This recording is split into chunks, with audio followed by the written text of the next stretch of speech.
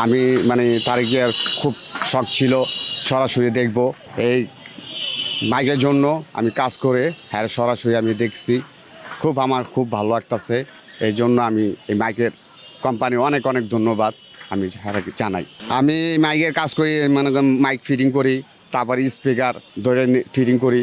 এই কাজ আমার কারণটা কি মনে করেন, আমার স্পিকার স্টেজের সাথে থাকে তো কাজের জন্য, মানে আমি সরাসরি ওই জায়গায় বসে থাকি, দেওয়া হয় না। আমি কখনো ভাবিনি এই মাইকের জন্য তার সাথে আমি মানে সরাসরি দেওয়া হয়েছে আমাকে।